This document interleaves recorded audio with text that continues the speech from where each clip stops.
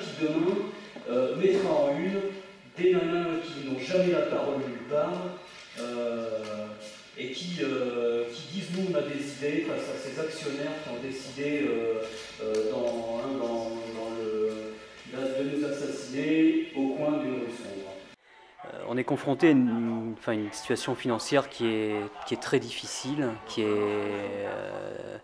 s'est aggravée au fil des semaines. On a un manque de rentrée d'argent lié à une baisse des recettes publicitaires, à une baisse des recettes d'annonces légales. On a décidé de réagir et d'inviter là aujourd'hui tous nos amis à se mobiliser. C'est-à-dire cette une est noire et rouge. Je pense qu'on est dans une urgence qui justifie un travail qui soit simplement de l'ordre de l'impact.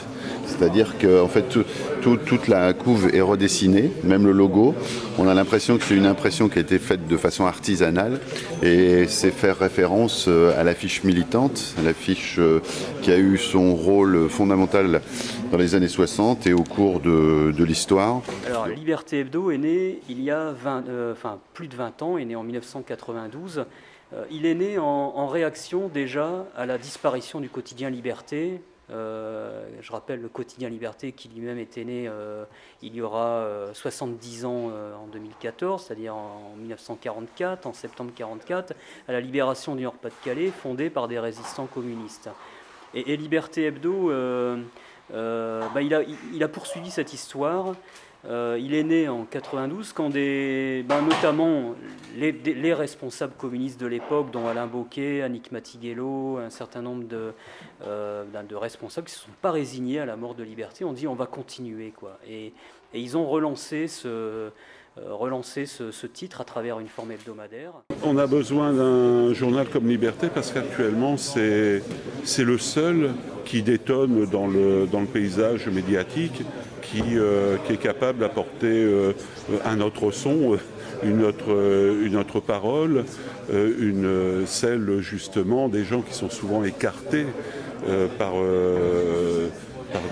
les autres moyens médiatiques qui favorisent évidemment les idées communément admises, qui justifient la politique qui est menée, qui n'osent pas se mettre à contre-courant.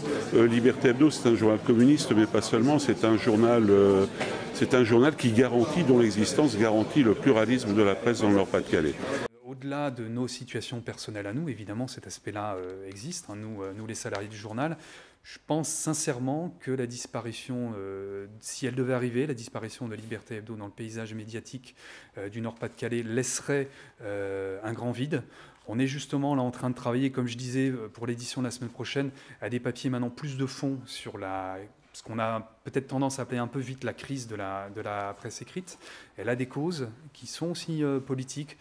J'étais là justement il y a quelques minutes en train de travailler sur cette carte de France des grands groupes de presse quotidienne régionale.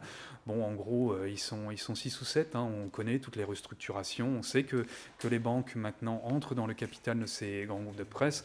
Un seul exemple, cet énorme groupe qui est en constitution maintenant depuis plusieurs années, mais qui, au fur et à mesure, se renforce dans ce grand arc est et sud-est de la France, qui est détenu par le Crédit Mutuel. Ça va des DNA à l'Alsace et au moins 6 ou 7 autres de titres de presse régionale, où maintenant, on met de plus en plus des partenariats entre guillemets entre journaux. Alors ça concerne le personnel, mais ça concerne aussi le contenu du journal, parce que maintenant de plus en plus les pages sont communes. Il n'y a pas besoin d'aller très loin pour retrouver cette réalité-là. Dans le Nord-Pas-de-Calais, c'est vrai, avec le groupe Procel qui détient La Voix du Nord, Nord Éclair, Nord Littoral, Le Courrier Picard, l'Union, l'Ardennais, Est Éclair.